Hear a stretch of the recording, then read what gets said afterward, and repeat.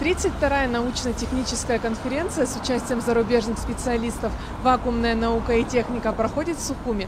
2025 год объединил в себе важные даты не только для всего мира, но и для наших стран. Это 75 лет СФТИ, 80 лет победы в Великой Отечественной войне и 80 лет атомной промышленности России.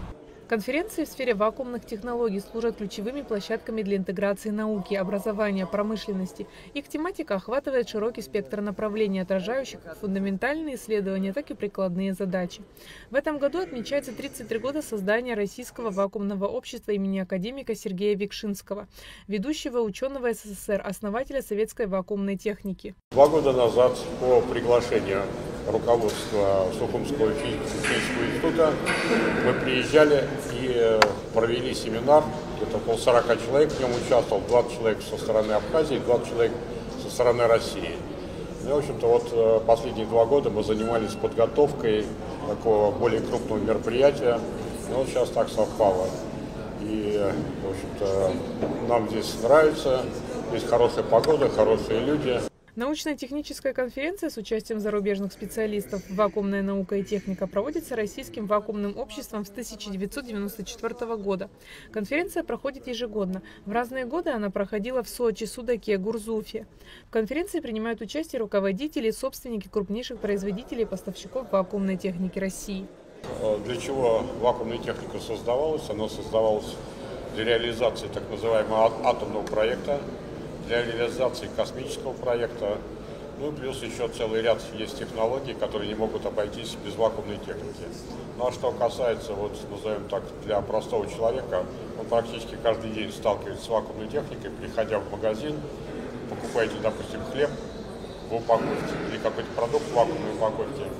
Упаковка нужна для того, чтобы продукт как можно дольше сохранялся, не окислялся, не портился. Огромное количество применений вакуумной техники. Вклад Сухумского института в космические и атомные технологии – это история синтеза уникальной научной среды и политической воли. СФТИ демонстрирует редкую способность трансформировать фундаментальные открытия в прикладные решения. Сегодня институт остается живым символом научного моста между эпохами. В Абхазии вот этот институт, Сухумский физико-технический институт, был одним из ведущих предприятий в тот момент Советского Союза, который занимался, в частности, и атомным проектом, и ускорительно-накопительной техникой.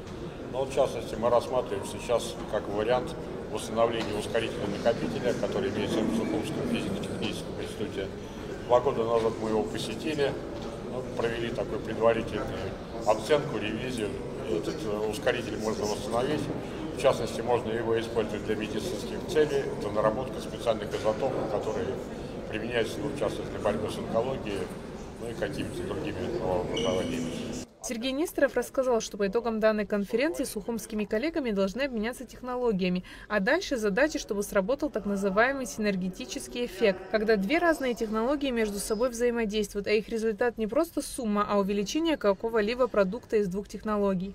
А перспективы такие, в общем-то, с руководителем института Анатолием Ивановичем Марколи мы договорились о том, что будем взаимодействовать. Вот начинаем с этой конференции, и в перспективе мы планируем, если у нас все пройдет хорошо, здесь сделать свою базу и следующую 33-ю конференцию тоже провести здесь.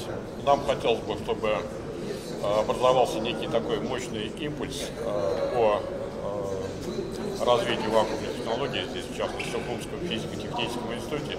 И мы хотим посмотреть на другие организации, которые можно, так сказать, в нашу вот эту сферу как-то сделать так, чтобы просто посмотреть, какие есть еще технологии, как их можно развивать. Так, на мой взгляд, поле для развития здесь в Абхазии оно есть, оно большое.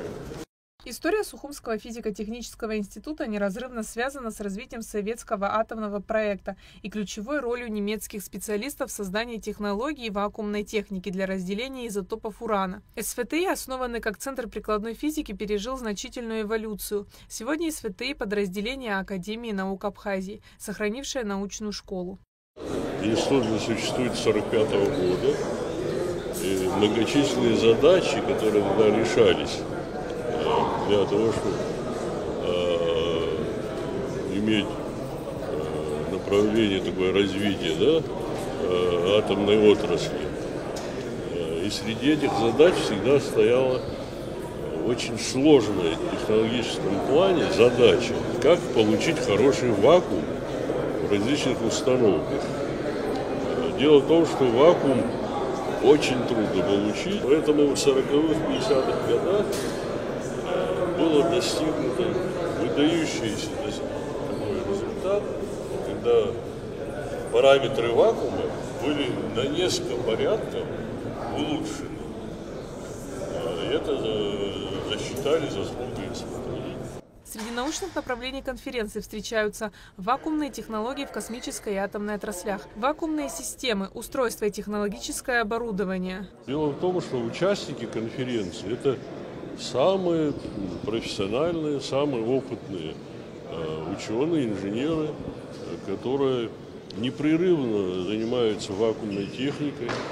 И именно опираясь на наши достижения, сейчас происходит дальнейшее развитие этого направления. Естественно, наше взаимодействие – это не просто вот встречи и обсуждения, это конкретно потом преобразуется в новые установки, новые приборы, новые технологические какие-то новшества.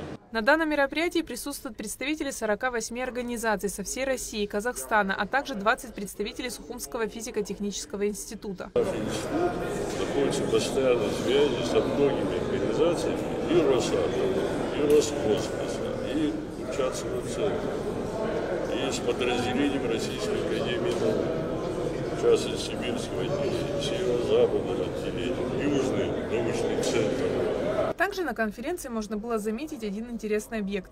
Это флаг Российского вакуумного общества имени Сергея Викшинского. А необычность заключается в том, что данный флаг был на борту МКС. Он пролетел 40 миллионов километров. По итогам работы конференции будет опубликован сборник трудов, индексируемый в Российском индексе научного цитирования.